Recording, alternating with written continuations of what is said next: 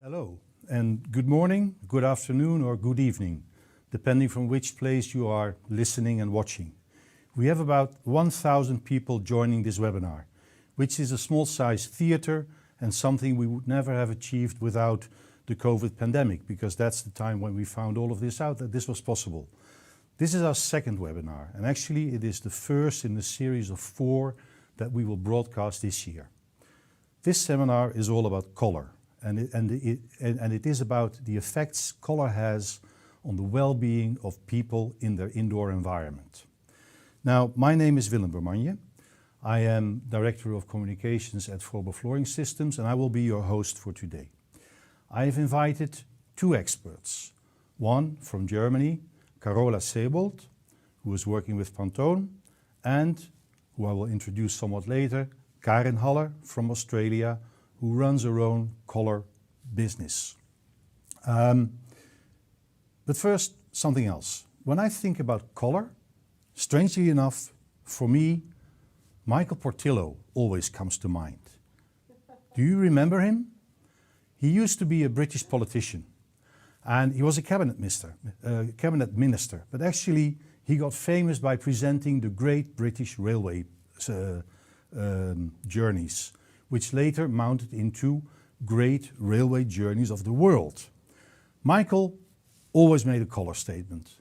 Whether it was in red or blue or pink or yellow, he had the most wonderful combinations. And it made the program somewhat frivolous and gay, which was really good. And how do I imagine that color in the interior environment or color of our products, floor coverings, would be like, when they would be like Michael Portillo's jackets and trousers and shirts? Unfortunately, when it comes to floor covering, what we are looking at is beige and grey. And in terms of marketing, we now call it sand and concrete and pebble, but in essence, it is still beige and grey. That's what we want to talk about today with our 2 experts. First, Carola Seybold, who is Global Account Director, Global Key Account Management at Pantone in the UK. She is talking to us from Germany, and her presentation is about what Pantone is doing. You know Pantone? You must know Pantone. You all must have had the Pantone color scheme when you were thinking about the color of your walls, the color of your furniture, your interior. That's what Pantone is actually really good at. Now, Carola is a marketing executive, so she's not a designer. She's not an architect, but she knows a lot about her company and the systems that they are using. That is what Carola will be talking about in the next presentation, which will take about 15 to 20 minutes. Carola, up to you. So yeah, today we want to talk about really well-being and how does it mean to feel good. And feel good has a lot to do with understanding trends, especially if you're a professional person. It has something to do with, do you feel really educated and in your professional atmosphere? And this is what I want to talk to you about today. So let's start with the importance and the influence of color in a general thing, because we are surrounded by color every day, all the time, in our private life, in our professional life, but we forget very often how important a color is for us feeling good or not feeling good. For example, that means, what is the influence of color? In 80% of all our human experience, this is filtered through our eyes. It's not coming by hearing or by smelling. We see something and we judge very often something by the color, which is coming through our eyes. So let's have a first check with you. And normally these speeches I have done in a live atmosphere, which is of course much more entertaining also for me because I can see your reaction. So now I can just imagine your reaction. If I would ask you, what company stands behind this building? Because you want to learn how important is that color defines our world. You would for sure say, this is IKEA. Because we learn blue and yellow, big building is IKEA. Do you know what? This is a museum in Germany for airplanes. And I was driving a car, and therefore the photo is not very good. And I was on the motorway and said, hey, stop, since when has IKEA opened a store here? And then I was make quickly a photo with my iPhone. And I find out, hey, it's an airplane museum. And do you know what? Of course, IKEA has protected their color combination for furniture. But of course, you can also only protect colors in a specific context. So of course, they cannot do it for Airplane Museum. And for sure, this Airplane Museum has done it by purpose to use the same type of buildings and the same color combination, because that let people stop. And then you got more visitors to your Airplane Museum. Very smart idea, just based on color. Color is influencing our product purchasing decision from 50 to 85%. So this is something which you should keep in mind. It doesn't matter if you work in food, in flooring, in smartphones, in whatever you're working for your color development. It's very important that the color is right, because this is the most single attribute which is influencing about a purchasing decision or a decision not to buy something. 95% of all our decisions related to color are made by our emotional side. It's not that we think about the pink strawberry is not good for us. We know it by our intuition that only the red one is good for us. And color has changed a lot over the years. So this is the so-called white sport. At least in the 80s, this was called the white sport tennis. This is Steffi Graf from Germany. And at that time, it was more or less, not really mandatory, but more or less people wearing white dresses. Today, you know, if you watch sometimes tennis, you see that color is really used to really differentiate from others and also give us some symbolic character. So that means Serena Williams, which is for sure maybe not the thinnest lady on earth, but she wants to express, hey, I'm a lady, I'm female. So she used her well-being by using a color which is this very, very light lilac color. So let's have a look to macro trends 21-22. Stay home. This is, and to be honest, if somebody would told you March 2020 that we stay home still March 2021, nobody would believe it. So stay home at the beginning was really well-being. Now it starts to get a lot of aspects which we like, maybe family life, but a lot of things which we are also missing by staying home, maybe the social life. And also home office, which seems to be at the beginning a nice idea and very comfortable, becomes more and more challenging. So I think everybody is happy if they can go back to their offices. But at the same time, we understand that the only thing we can still do in these times, and becomes much more important for our well-being, is going out to the nature. Really see what we can do there without doing a lot of traveling, but just going to the nature next where we are living. And is the nature becoming only important because we understand it's more or less the only alternative of sitting home? Or do we realize more and more that we destroy our nature? I think it's a mix of both. And of course, we understand more and more that we can get energy from nature, which help us to feel better in our mind and our body. Everything which is related to nature, we try to bring home. And William said before, we have a look to well-being also at home. And this is something about gardening. Gardening can be on the smallest balcony. Gardening can be also meaning interior gardening, like having swimming pools indoor looks like outdoor pools. Or even that one, which is a nice example, is an interior garden. So bringing nature home to you, that means also the flooring. It's again a beige color, and I listened to William, he said beige is something which you want to refresh and not have only beige, but this is specific beige, a wooden beige. So in this in combination with green is something looks like a little bit the garden at home. Of course, all the green shades helps to get the feeling of being outdoor. And another big macro trend is spiritual. So all these yoga things, all these kind of spiritual activities which help us to balance our mind is something which gets more and more important in this time of not only corona, but in a trend. So it means we try to broaden our mind, to look a little bit behind the boxes, to really understand ourselves better. And of course, everything which I show you about macro trends can end up and translate it into a color world. And this is a nice color world which you can see here. And if you would go into a living room of somebody with this color combination, you learn so much about the personality of the person who is living there. So this is really a kind of spiritual color combination this person prefer here.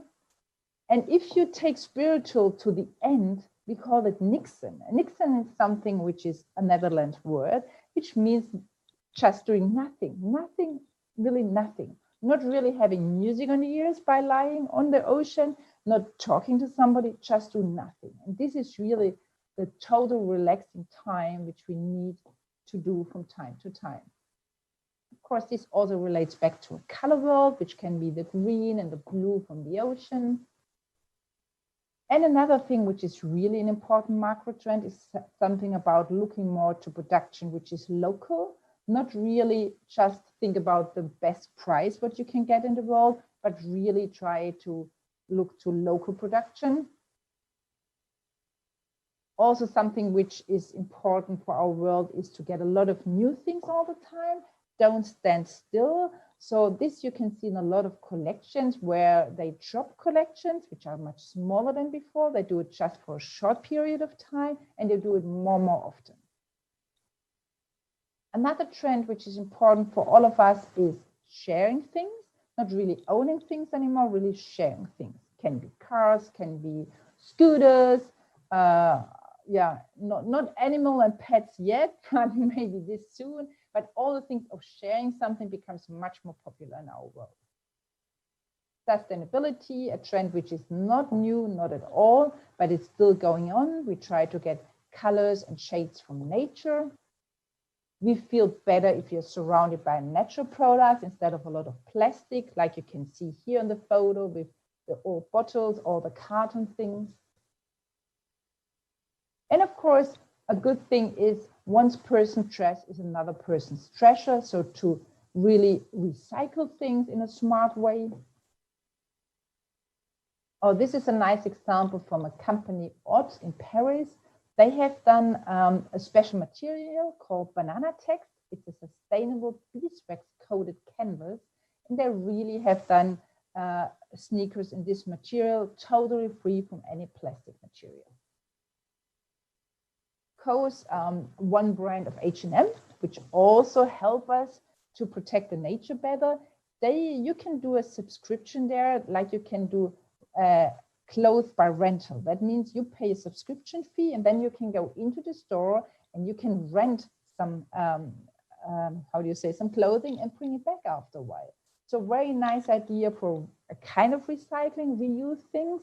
Let's see how far it goes. It's a test, which they do in the moment in China. And of course, a big macro trend, which is also not new, but it got a very strong push, is digitization. Or not only in our professional world, of course, also in our private world. And let's have a look, how does it look? So of course, we all know these video conferences, which we do now day by day. And of course, also in the private life, you can have virtual happy hours, you can have virtual other meetings, sing songs together. I saw it once from an elderly home, even where elderly people try to get introduced to this new world of digital. And of course, even virtual concerts can be taking place. And of course, we have workshops where we even can learn something about how to assemble new flower bouquets. So we learn to really live with this virtual and digital world. And of course, everything which I talk about in digital, and this is my last chapter for the last minutes of the presentation, what we figure out, and I'm already 12 years with Pantone, and as William said, I'm the global key account team leader. So I deal with all the big key accounts, and the obvious thing is if people don't feel educated in their job and they feel overwhelmed by maybe this digital thing which is coming, they don't feel good anymore. So well-being feeling is really coming also from feeling, I work professional, I know what I do, I can cope with all the new things coming around. And let's have a quick look, what does it mean? So the digital solution can be done in every step of a color workflow. This is the important message. It's not only something which is for suppliers or only for designers. If you work really digital, you should start in design, and you can work step by step through all the different steps color is flowing until the production side. And the question is, why should we work digital? Why should we have digital support? I'll give you an example. Let's test your eyes. And this is, again, you just have to answer by yourself. If I ask you, what is the difference between the left side t-shirt and the right side t-shirt? You would clearly say, if you're honest to yourself, the left side is much more reddish, the right side on top is much more greenish. But do you know what? This is just because your eyes are failing. If you remove the background, it's exactly the same t-shirt. It's this kind of optical illusion which helps us to understand that we are not machines, we are human beings. We need a support in digital to help us to make color correct. Try to remember this color. This is really simple, it's just a pink. Do you know which color it was? You cannot, because this is exactly what I mean. We are not machines. So I make this question very often in a live audience, and then you get 10 different answers from the same group of people sitting in the same room with the same cultural background. So it was tea, but the tea, if you said tea before, I would say it was probably by accident. So the problem is we are not machines. We need digital support. And I want to just show you two small examples, and we have, of course, a lot more digital things also for the supply chain. But I understand today are more professionals from the design side attending this webinar. So one thing, really have a look to our website. And this should not be a selling session today, but this is such a nice, amazing tool. This card, it's called Color Match Card, and this card enables your smartphone to measure colors, not for quality control, but give you a much better feeling which color the pineapple, for example, is, which is the next matching in the Pantone thing. This card is the size of a credit card. It costs maybe the price of a cinema ticket. So it's really very affordable, and it's a tool which is very amazing. This card helped by the colorful bubble to calibrate your smartphone to be really use your normal smartphone as a color picker tool. And what you get, what it comes with this card is an app. And this app enable not only your smartphone to use all the Pantone libraries, you can also use the Pantone Connect app on your computer. And this is a totally free of charge service. So you can upload all the Pantone colors. It doesn't matter which library you're using, to all the Pantone Adobe design softwares. So this is free of charge. Use it. You have all the libraries from Pantone sitting inside Adobe then, and you have really a seamless working in the digital side of a designer. So this is from my side. Thank you very much for listening. I'm sure that Karen gave you a lot of insights of well-being from the color psychology side, and we are here at the end for Q&A, of course. Thank you very much, Carola. Very interesting presentation, and Karen told me I should never say it's a very interesting presentation, because that is a little bit of a killer, but you certainly showed how Pantone is working. And I was wondering, now that you are using digital tools, are you not becoming a color forecaster? Because I'm sure that you have a lot of data that you can work with, so that when people are using the app and when people are designing their clothes, that you see the colors that they are using, and that you are in with the trend, so to say? Yeah, of course, the thing is, William, with trend forecasting is that our team is working 2-3 years ahead of time to forecast colors. So what we see then, you're right, we see, of course, which colors are used by people, and we do analysis from time to time to understand what are the hot sellers in colors. But do you know, if we do that, make a guess, what is the hot selling colors in textile? It's white, it's navy blue, and it's red. Because this is where in every collection you have a white, a navy blue, and a red. So these are our best-selling colors year over year. Okay. So, and all the rest is really following a lot of trend forecasting. But it's an interesting job, I agree with you, and we can do even more, maybe analyzing. And one last question for now. Whenever there's a trend coming up, like the trend of nature that you explained in the beginning, and there's a green that that becomes very popular. Could it be the case that you discover that that is a green that you do not have, that you have to make an adaptation, or is everything colored in your, or covered in your Pantone system? You're totally right. We have approximately 5, 6, 7, 8,000 colors in a total, but you can see millions of colors. What is our intention? I think that's a very important message. Of course, we have missing colors, but what we take care for is the colors we have in our products are colors you can reproduce for either fabrics, or paint or print. We not just add colors because the trend is there. We make sure that these colors can be used from the people to go to their suppliers and get exactly the color reproduced. So there will be all the time gaps forever. But what we do, we add every few years, we add a lot of new colors following new trends. You totally agree. And we have custom color service. So every color you find, and you could not find our booklets, approach me and we can have custom color service in all materials almost. Maybe in the end, a few people will. I hope so. Okay, we are now moving a little bit closer to the subject of the effects of color in interior spaces. And we're going to do that with Karin Haller. And it really is Karin Haller and not Karen Heller. Karin is from Australia, but her ancestors are Dutch. Karin is actually joining us from Australia, where it's in the middle of the night. So thank you very much for staying up late, Karin, and looking forward to your presentation. Just a little bit about yourself. You are a leading global expert in the field of behavior, color and design psychology, specializing in business brand color, interiors, healthcare and well-being, the topic that we are touching upon today. You are advising companies, you are helping on brand colors, you are looking at the human experience in balance with nature. You work global with architects and designers and help them understand color better in their day-to-day work.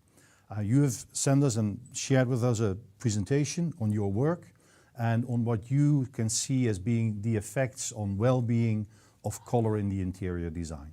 Could I ask you to make your presentation, and afterwards we will have the Q&A sessions for all of us. So yes, as Willem said, it is the middle of the night here. I'm normally based in London in the UK, but I've managed to get back to Australia. So I'm here for a few months. So let's get started. So as Carola mentioned, up to 85% of shoppers place colour as the primary reason why they make a purchase of any type, and even if that's a product, whether that's people going into cafes, going to restaurants, buying anything for the home, color is the main driver. And what is interesting is that we're only about 20% conscious of the color decisions that we make. So we're doing this on a subconscious level, and you've probably already made thousands, hundreds of color decisions already today. So the reason why we do purchase on color, and the reasons why we base our decisions on color, is because color makes us feel something. And what's happening is that when we take color in, we're having an emotional reaction, we're having an emotional response, not just to the one color, but to all the colors that are around us. So if we're in a restaurant, in a cafe, if we're in a home, if we're in the workplace, doesn't matter where we are, or in a shop, we are having this emotional reaction to all the colors because we take in all the colors that are around us. And we like to think that we're actually logical human beings, but what we actually do is we buy on emotion because we connect to the emotion first. And then what we do is we justify afterwards then with logic. But we do make our purchasing decisions, and they're based on an emotional need or an emotional desire or emotional want. And what's also really interesting is that we connect to color first. So we connect to color, and when we take in color before we take in shapes, before we take in words, materials, before anything else, we're having this emotional connection with color first. So color creates that all-important emotional connection, that all-important emotional driver. So where does this instinctive response come from? This instinct that we feel when we're in space, this connection that we feel, nature actually holds the key. Nature is the solution to all of this. We have this symbiotic relationship with nature. It is where we've come from. It's where our ancestors come from. And we have this, I'll say symbiotic, this undeniable connection that we have with nature. And nature, nature goes beyond trends, it goes beyond fashion, it goes beyond fads. This is not a trend thing. I really believe that this is really important for us to connect to. And this is the message that I was saying last year in a lot of talks, and I really believe that it's still relevant now, is that people will want more than ever this sense of connection, this sense of belonging, to be surrounded by things that feel familiar. And this thing that feels familiar is nature. And so reconnecting and aligning ourselves back to nature is the future of design. And it really is where I see design heading. And behavioral color and design psychology is a methodology that is based on nature. It connects the human-centered design with nature. And when these two things come together, this is where I think we actually have that's when the beauty comes. And because if we are originally from nature and we lived through the seasons and we lived by the seasons, then having a human-centered design and having this nature connected, this is really when I feel that we're coming back home to design. And it's what makes design also sustainable, and it's long cycle design. It's not trends, fads. It's not something that we just dispose of and throw away. It's about future-proofing design. So what does this look like in its simplest terms? Color, it's about influencing positive behaviors, because color is more than a mood, it's more than a feeling. Color influences behavior. And we can't see a mood and we can't see a feeling. So you can't tell how anyone feels or their mood, but you can tell how someone reacts, how someone responds in a space because of their behavior. And that to me is if there's one thing that you take away from my talk, is to start basing design on behavior. And not on, oh, this looks like a nice mood or a nice feeling. Really, we need to have a step change and move on from that. So what we're really looking to do is to create positive environments that influence positive behaviors for positive change and positive outcomes. I know I'm using a lot of positives there.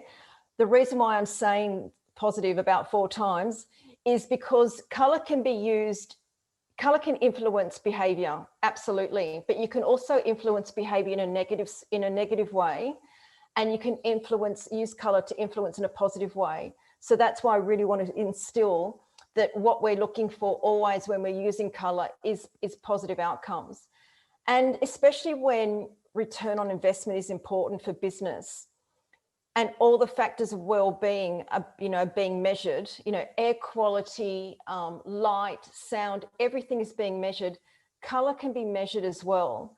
And this is really what the intention is behind behavioral design, behavioral color design psychology, is because color and design influences how we think, how we feel, and how we behave.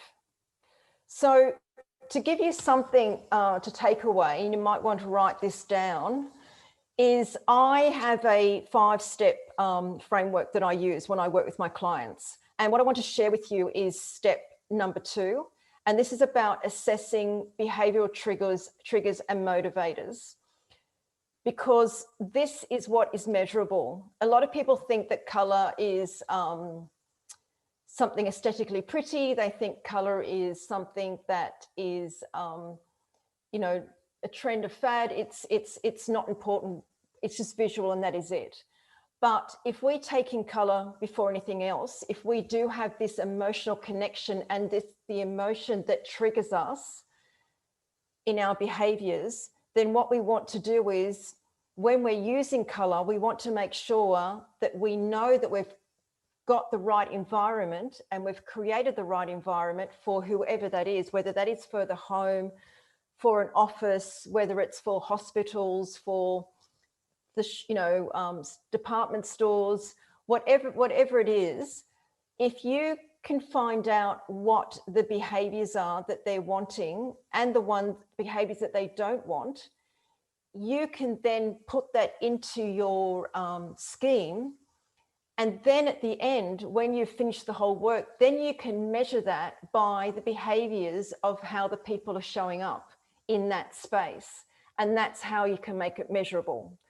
I mean, this is only one step in my process, but what you're looking for is you're looking for triggers of behaviors that you don't want. So ask your client, what are their biggest pain points? You know, what is it they're experiencing now that they don't want to have in the future? Because quite often they will say, you know, that they'll explain to you that people are behaving a certain way, or they're reacting or responding in a certain way, and they don't want that. They don't want those behaviors. They want people to behave in a very different way. So for instance, like in a restaurant, it could be a restaurant where they want it a very fine dining. They want everyone to be very calm and very quiet. But what they don't want is a lot of running around.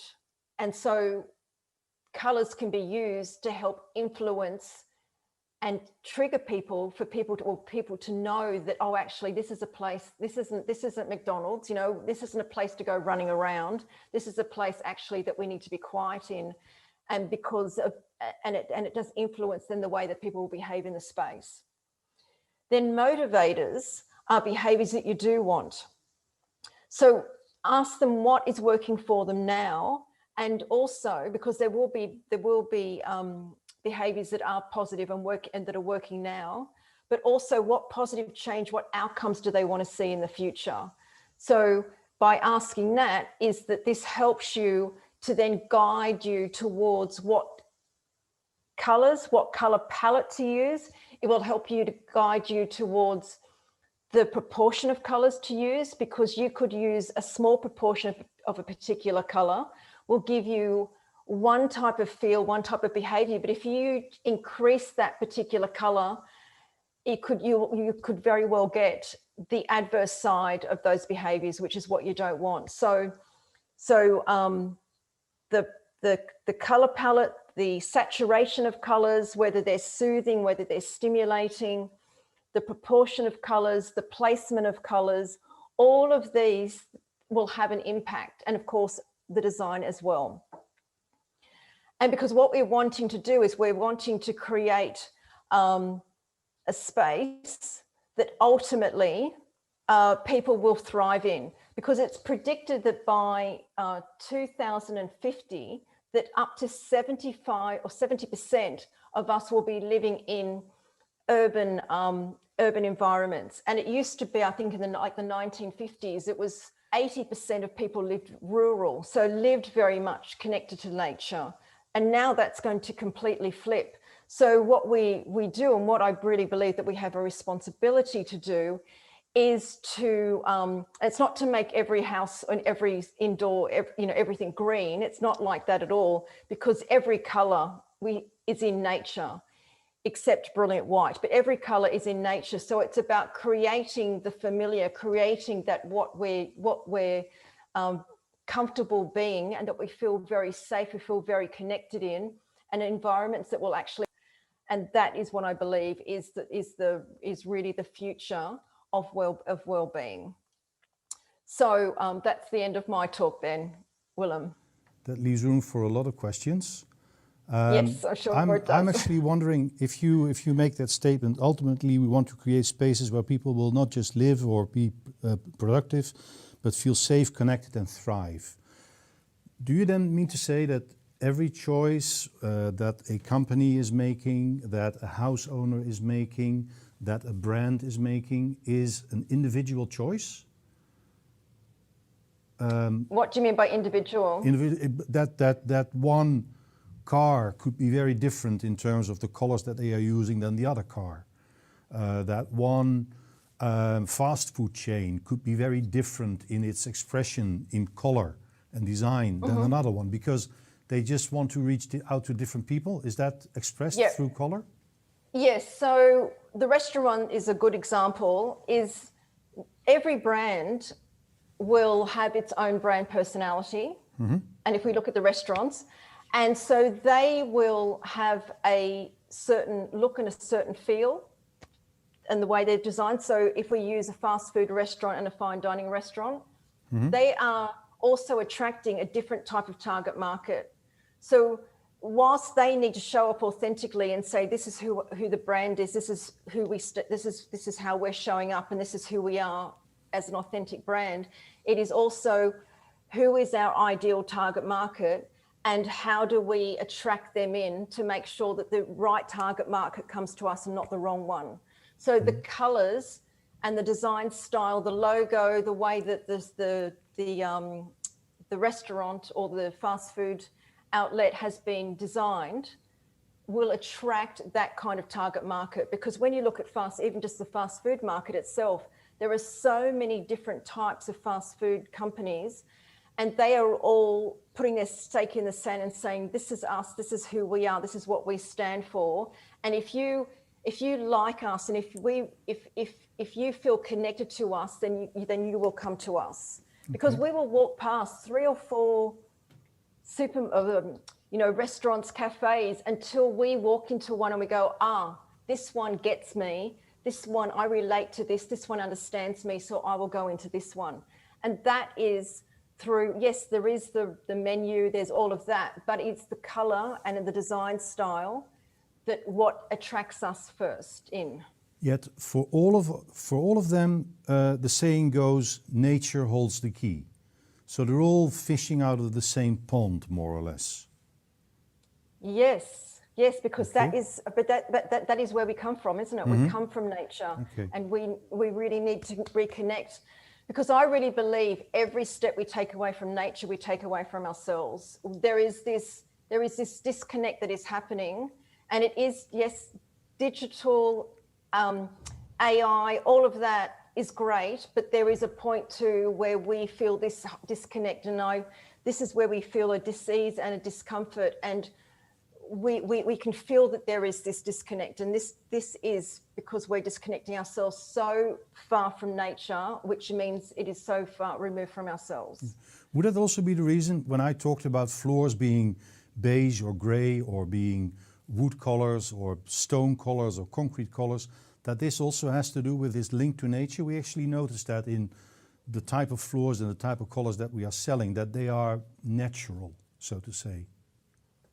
I mean, every color is natural. Okay. But it's what isn't, except brilliant white. I mean, that's a man-made color. But what isn't natural is this trend to live in all gray. You know, we don't say, oh, I love gray days. I love it. I love it when it's, you know, cloudy and gray. That is not, that's not a natural state. So it's not a natural state for us to live in all white environments or gray environments, because emotionally we're not connecting to that. It's that is not a healthy state. So if we're talking about well-being is a range of colors that work for that environment that we're in. But to live in all gray or to work in all gray, I mean, this is why we had massive, you know, sick building syndrome in the 70s and the 80s, because everything was in gray, and people would have to go away for days, you know, on these away days and they would reconnect back in nature. They would take them in nature. People would feel very alive and energized again, and then put them back in the same gray environment and wonder why a week later or 2 weeks later, they were back at the same point they were before. So that it's just being more aware of and I mean, I didn't talk about color psychology as in what different colors mean, because, you know, that information, people can get that on my website. They can get that, you know, there's many places. I wanted to make this more of about a talk about the importance of well-being. If it is well-being, then well-being is about this connection back. I was actually talking about grey and beige, and this is also a question from the audience. Rutger is asking, how much an effect on our well-being has the choice of a name of a color or the marketing for it? I told you about our floors being beige and grey. Now, nowadays we talk about pebble, and we talk about concrete, and we talk about dovetail grey or donkey feet or whatever. It's all grey, but it sounds a lot better. Yes, yeah, that's the helping? psychology of names. Oh, absolutely. That is the psychology of a name, because what we then normally do is we have a memory for that name. So, you know, I don't know if anywhere else in the world, but in the UK, there was a phenomenon that all, virtually every property developer would use this color called magnolia. And you say magnolia in the UK and people absolutely shudder. Their backs just, their shoulders, everything goes up, they shudder. But if you said buttercup, or you said, another name like that, or spring yellow or something, people would go, oh wow, isn't that what a lovely name, because it conjures up a lovely image. Yeah, but it is still an emotional connection. Maybe that's a good we point. Emotionally connect to the name. Maybe that's a good point to also ask Carola the same question, because Carola, in your Pantone color system, you're not using names, you're using numbers. No. Let's say yes or no. We have two systems. We have one system for the graphic and print industry, and here you're totally right. We just use boring numbers. But in our fashion home interior world, which normally should be used by everybody who's using anything in fashion home or interior, we have names. Every number has a nice name. And I can underline what Karen said, that really this makes a big impact, because these specific type of design people, they love to have names. So this is really, we have a lot of names, and we even have had names where we have to change something, because you have, for example, Ferrari red ones, and then Ferrari said, no, you cannot use our name in your name. So sometimes we have to change something, but we have names. Okay, you also have that, because I remember when I go to the DIY shop, I have these color cards that only have numbers. But I also saw on your website that there is this book of Pantone, especially for the interior environment, and there everything has names. Yes, correct. So we all got to be very clever, us included, because we also use names and numbers. Okay. Another question. Are actually colors and the experience of colors in the environment, are they the same all over the world? Is color a global thing for you, Karen? Is it global? So it is, and we do, when it comes to color psychology, we do have similar reactions, responses to color, but color psychology is very much on the subconscious. What we have above that is color and culture. And quite often, because it's a conscious association to color, it quite often means that if people have a very strong association in a particular culture, so for instance, in China, red is the color of good luck, good fortune, good prosperity. Red will have a very auspicious meaning in the Chinese culture. And in Ireland, for instance, green for good luck. But it could be in another culture that a color has a very different meaning. So in the Western world, brides typically get married in white, because that is the color that was made famous by Queen Victoria, and it became a cultural belief. But whereas in China, white is the color of death and mourning. So white wine doesn't sell very well in China because of the name. Okay. But champagne sells very well, even though you would think it's the same color. Yeah, exactly. Okay, so this is the importance, is that around the world, and then we also have color, personal color association, which is another thing, but around the world, colors can take on different meanings if a cultural belief. And how is that for you, Carola? Do you offer the Pantone color system in different varieties in Asia or in Europe or North America? No, we have tested it once in the 90s, where we thought we should have a specific edition for Europe. And this was totally failing, and we stopped it after a very short while. So I see the same thing what Karen said. There we have one color range for the entire world. Also the color of the year, which you can see here on the back, which we launch every year, is a global activity, which is really taken on board everywhere in the world. Of course, you have the differences, and especially the colors Karen described before with white or red, or we have some brown countries where brown is not very popular, or in Germany, for example, bright orange is the color of the people who collect the bin on the street. So there are some colors where you have to be a little bit careful, which we do, especially if you do color of the year announcement, because this is a global activity. Yeah. But never, beside of that, we have color guides for the entire world the same. Yes. Okay. I have another question, which is whether the effect of color on our well-being actually is more a personal experience, or are there some general qualities that you can give to certain colors that you say, if you use these and these colors, you will be calm. If you use these and these colors, you will not experience anxiety. Is there something in color psychology, Karen, what works towards a certain group of colors? Yeah, I think that's a great question, and that could take me, all day to answer. But I think the simplest way to answer this is that colors that are very, very low in saturation are typically more soothing, because the color, color saturation is very, very low. As you move up and you have, so what's a low saturation color? A beige would be, that's low saturation. It's why a lot of people do go for beige, because it is very low. A lot of people go for very soft gray because it's low, or light, very soft blues or soft pinks. All of these colors are very, very low saturation. If you then go up into the high saturation, this is far more stimulating. So it takes a lot more emotion and much more energy. So if you think of a soft pink, and then you think of its opposite, which is the stimulating red, even in your mind, you can already feel the energy difference. And that energy is also an emotional energy, and we will feel different in a room that has soft pink, and we will feel completely different in a room that is a fire engine red.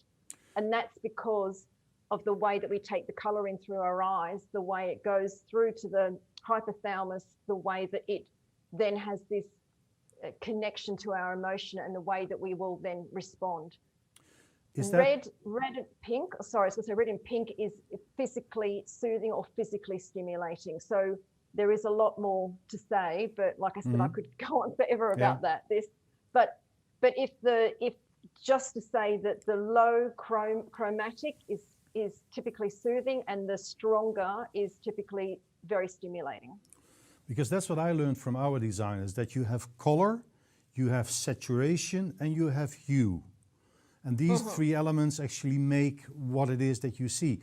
Now I think, Carola, there is this other system, the NCS color system, that makes use of these color pyramids, that actually have all these aspects of color, saturation, and hue. Is that also present in the Pantone system? Yeah, the thing is with NCS, this is also a well-known system, especially in the interior part. Yes. We in Pantone have just a little bit different way of organizing our colors, but our numbering system, especially in the fashion home interior system, is exactly also done by lightness, by saturation, by hue. So you can see by the numbering already which color family is behind that, if it's a light or dark color. So we do more or less the same like NCS is doing. We just organize, let's say, our color books a little bit different. So therefore, but it's all coming back to the Mansell thing, which are these famous color trees, which are, by the way, also owned by Pantone. So Mansell is part of Pantone. So at the end, it all goes back to the same roots where we set up our color systems. Yeah. There's a question for you, Karen. Do you rather create a leaf green or a red interior? Would I prefer? Prefer, yes, if you are. For myself? Yes, it doesn't say where it needs to be. If it's to do with a green or yes. So for me personally, and this is because of my own personality, I can't be around a lot of red, because it just it's like it heats me up, and it's like driving in turbo. It's yes. too, and because I already have quite a Tigger kind of a lively personality, if I was in a red room, in fact, 2 years ago at Clerkenwell Design Week, there was an artist who did a immersive experience, and it was in a, underground, and she kept the colors changed. And when she did the whole thing in red, I actually got really dizzy, and I thought I had to leave and sit down because I thought I was going to pass out. I was gobsmacked by my reaction, but everyone was like going, "Oh, this is amazing," and I just went, "No, I've got to leave." So for me, I mean, I love being in nature, as in Yes, because now I'm in Australia, I'm down by the beach when it's not pouring with rain. But I love, when I'm back in the UK, I love being in the forest and I love being around green. So yes, if For you, it this would is be your green. answer to your question, absolutely, because green and a nice soft warm green. I can't be around an emerald green, like I can't be around a cold green. It needs to be a really warm green, and then I feel very, very reassured, and there's this lovely sense of feeling restored as well. There's another question actually linked to this, which is about the question, what type of colors would you use for homes for the elderly? Now, this is also something that we at Forbo are faced with. If we are looking at healthcare interiors, education facilities or kindergartens, if we are looking at airports, there always is the question whether there is a color scheme that is more suitable here or there. First, for Carola, have you ever thought within Pantone to create these color spheres where you can give an advice to your customers? If you are looking for an elderly home, this is the section that you should choose. Have you done that as a company? Absolutely. We have a big, we call it Pantone Color Institute, which is a business unit which was growing the last 2-3 years like crazy. And what we do especially is doing color consultancies. And that can be starting with a question you have asked, up to somebody who said, like a Lufthansa, for example, who came to us 2 years ago and said, we have a blue, which we know it's really 30 years old. Can you help us to refresh the blue, to really symbolize our vision? So we do this very, very often for brands, big ones and smaller ones, to help them to refresh it. For example, the Pink Panther, which we all know, the Pink Panther, the character from television, this was coming up in the 60s with a specific pink. But the pink in the 60s is not the pink which we like to have anymore today for our kids. So we help them to just fine-tune a little bit the pink to make it more accessible for kids today. So we do this very, very often. So yeah, this is part of the Pantone Color Institute projects we are doing, and very exciting because you can do it for every industry. It's every time a new project for us, and every time very, very exciting. Karin, on your side, do you look at companies like Pantone to actually look at those color spaces that they create, and that you say, well, this is quite nice, but for me, elderly homes should be so and so and so? Or are they pretty knowledgeable at Pantone? Don't say something wrong now. Well, of course. I mean, you know, like Pantone is, how long has Pantone been around? You can't. 60s.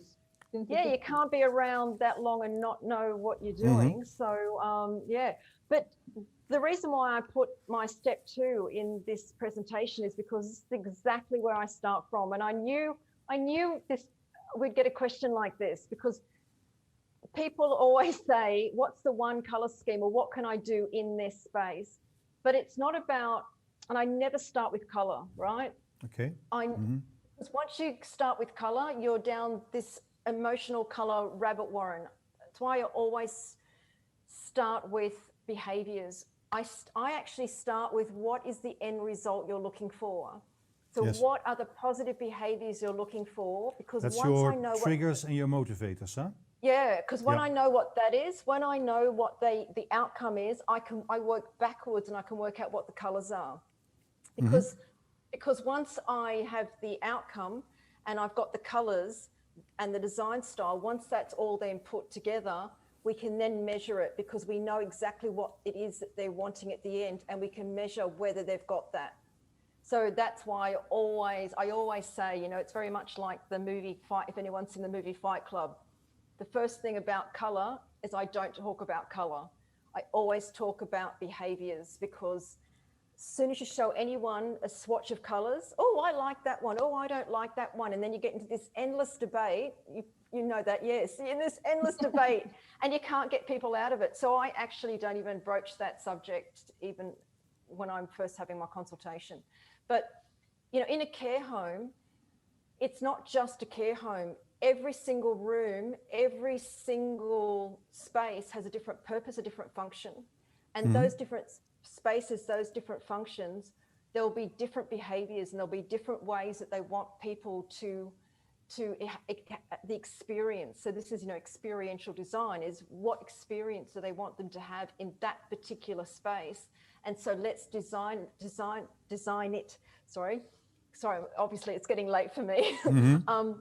So because as they're moving through the different rooms, the different spaces of a care home, they will want people to behave differently. They don't, it's not the same the whole way. And what you're wanting, they're not there ever to get well again. It's not about well-being. It is about taking care of them and making sure that they can have the best possible experience that they can in that space.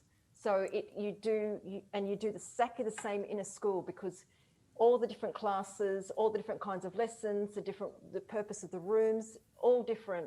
So it's what kind of behaviours, how someone is in a maths room and what they need to be able to function to do maths is different if they're in drama, and they're having drama lessons, or they're in a sports hall. Even just saying those, you can straight away, you know that people behave differently, and there's different colours and combinations of colours that will help to influence that. Having said that, there's one final question, more or less, or maybe we can do one more. It's more, you are color experts, but there's also color from the outside, which is natural light. Do you take natural light into account when you are giving advice on color schemes, or do you take at Pantone natural light into account when you look at the real life effect of a color? Karen first. Natural light and color?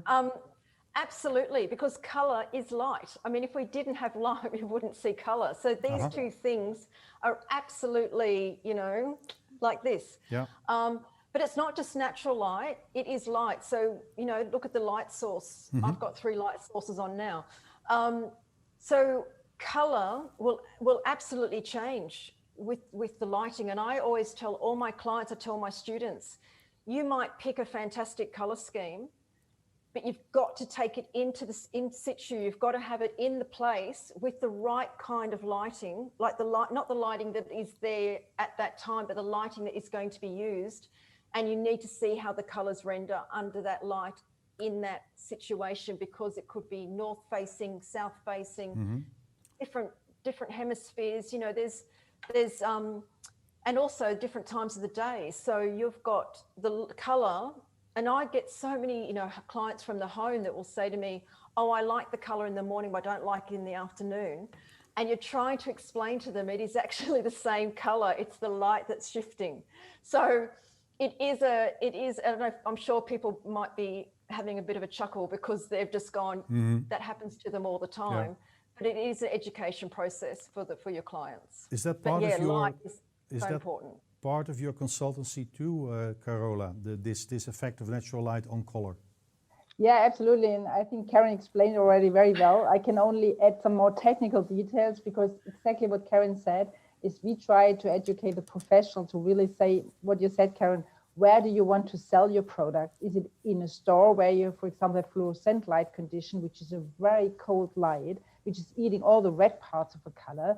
So you should really approve a color then in a fluorescent light condition. And we have light boxes. So this is a very common tool to have a light box where you check which light sources are important. If your interior, you maybe have these A lights, these warm light things, which are much warmer, give the color much more reddish part.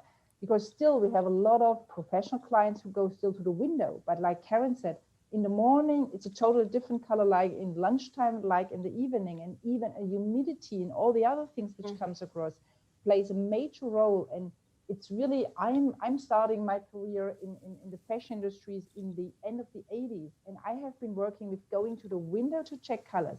And to be honest, I still have a lot of clients. And as I said, I'm taking care of the key accounts, which still go to the window. And I said, hey guys, you don't sell on the street market, you sell in stores. Watch out for fluorescent light conditions.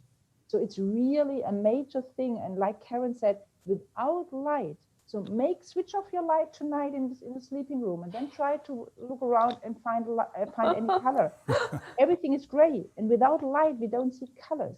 Yeah. Colors are only a reflection of the light, and this we should keep in mind. And every professional should take that as a first learning for if they start to look at color. Okay, good.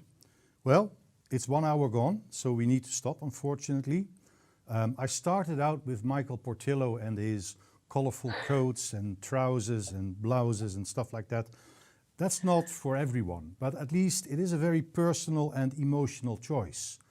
And if you watch the program, it makes the program fun and happy. And there was one comment from a listener from Norway who said, it is a pity that project developers actually, when they deliver a project, when they deliver a dwelling, everything is white, everything is neutral. And the argument always is, don't fill it in for the customer. Yet when you fill it in for the customer, those apartments are quite often more readily and easily sold than the plain white ones. Yeah. Because not everyone has the same type of fantasy. I would like to thank both of you for joining and for your time, your preparation. Especially, of course, Karen, you, because of the time of day, you can go to bed now, or you can have a glass of wine. Oh no, I'm going to bed. I'm going straight back to bed. Then you have a glass of wine. And with us, it's about 5 o'clock, so we can also have a glass of wine and enjoy and look around.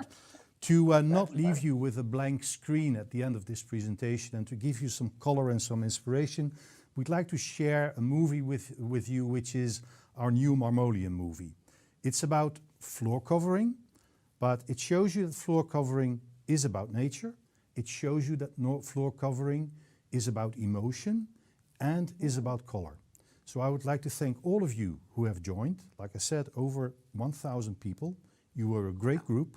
Thanks for your questions. Thanks for listening. And see you next time around June with our next topic on the Forbo webinar tour. Bye-bye.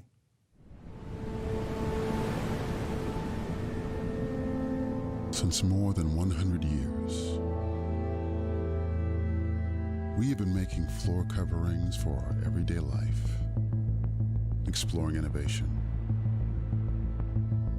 and looking to create better environments.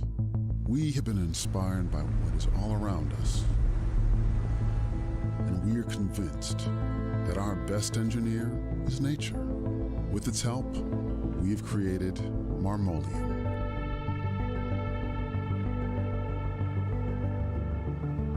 A unique linoleum floor covering made of natural raw materials.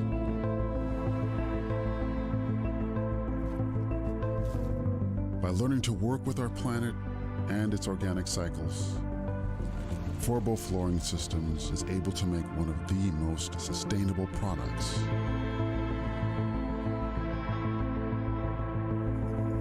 Made from natural raw material such as linseed oil, wood flour, limestone, resin, and jute.